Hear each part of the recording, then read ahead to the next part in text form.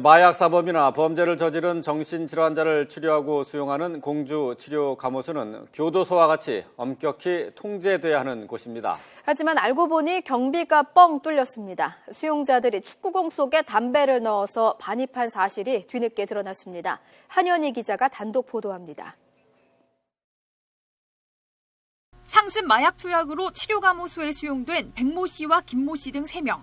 담배가 그리웠던 이들은 지난 2013년 11월 기상천외 한 담배 반입 작전을 짰습니다. 먼저 백 씨가 역시 마약 관련 범죄로 치료감호소에 수용된 경험이 있던 이모 씨에게 편지와 전화로 자신들의 계획을 알렸습니다. 며칠 뒤 감호소 외부 철조망을 뛰어넘은 이 씨는 계획대로 축구공 안에 담배 한 보루를 넣어 내부 철조망 안으로 던져 넣었고 김 씨 등은 아침 운동 시간 운동장에 떨어져 있는 축구공을 태연하게 감호소 안으로 들고 들어가 담배를 나눠 가졌습니다. 한 차례의 성공에 고무된 이들은 수용자를 한 명 더 끌어들여 담배 반입 작전을 다시 벌였습니다. 이번에는 전모 씨 등 외부인 2명이 외부 철조망에 생긴 개구멍으로 감호소 외곽 공터로 들어간 뒤 밧줄을 이용해 내부 철조망까지 뛰어넘었습니다. 그리고는 감호소 3층에서 기다리던 김 씨 등이 속옷을 찢어 만든 밧줄을 창문 아래로 내려보내자 담배 5보루를 묶어 올려보냈습니다. 완전 범죄로 끝날 줄 알았던 이들의 범행은 이후 사이가 틀어지면서 최초 범행을 계획한 백 씨의 신고로 적발됐고 재판에 넘겨졌습니다. 법원은 이들이 누범 기간에도 치밀한 계획하에 교정시설에 준하는 치료감호소의 경비상 허점을 이용해 침입했다고 밝혔습니다. 또 적지 않은 양의 담배를 반입해 치료감호소의 치료와 재활 업무에 막대한 지장을 초래했다고 덧붙였습니다. 재판부는 백 씨 등 일당 6명에게 실형을, 누범 기간이 아니었던 전 씨에게는 집행유예를 선고했습니다. 교도소와 같은 수준의 수용시설에 외부인들이 들락거리고 담배가 불법 반입됐는데도 그 사실을 까맣게 몰랐던 치료감호소는 감시가 소홀했다는 비난을 피할 수 없게 됐습니다. YTN 한현입니다. 치료감호소의 문제는 이뿐만이 아닙니다. 지난 8월에는 성폭행 수용자가 병원을 방문했다가 도주해서 성범죄를 저지르는 사고가 발생했습니다.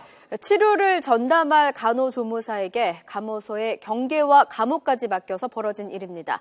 내년에 특수경비원 12명을 보강한다고는 하지만 상황이 나아질지는 미지수입니다. 신현준 기자입니다.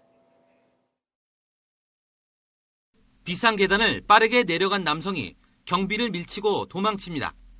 성폭행을 저질러 공주치료감호소에 수감됐다가 병원에 방문한 사이 도주한 33살 김선용입니다. 28시간 만에 자수하기는 했지만 도주 과정에서 또 성폭행을 저질러 사회를 경악게 했습니다. 이보다 앞선 지난 5월에도 비슷한 방법으로 수용자가 도주한 사실이 뒤늦게 알려지며 치료감호소의 관리 부실이 도마 위에 올랐습니다. 치료보호감호소에서 너무 외부로 나가는 개호 조치가 허술했다. 50대 초반 중반의 어떤 간호조무사를 개호 요원으로 붙였다고 하는 부분은 한번 재고를 해야 되고. 하지만 이번 담배 반입 사건은 상황이 더 심각합니다.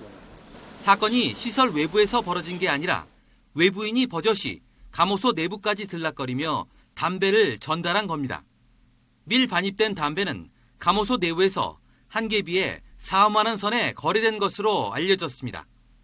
이처럼 사건이 이어지고 있지만 아직도 전문 경비 인력은 보강되지 않고 있습니다. 외부 경비는 CCTV와 철조망에만 맡겨놓고 당직 직원이 가끔 순찰하는 것이 전부입니다. 경비 막루는 텅 비어 있습니다. 탈주 사건 이후 감호 전담팀이 급조됐지만 또 대부분이 간호조무사입니다. 법무부는 내년 특수경비요원 12명을 채용해 감호 전문성을 보강할 수 있게 됐다고 밝혔지만 당초 요청 인력의 60% 수준에 불과해 불안감은 여전합니다. 과밀 수용 역시 풀어야 할 숙제입니다. 2010년 869명이던 수용자는 5년 새 1235명으로 40% 넘게 급증하며 정원 900명을 크게 넘어섰습니다. 또 정신질환자와 성폭력, 마약사범을 함께 수용하다 보니 치료기관의 역할이 미흡해 정신질환자의 재범률이 66%로 전체 재범률 42%를 크게 웃돌고 있습니다. 의사 정원 수가 지금 18명입니다.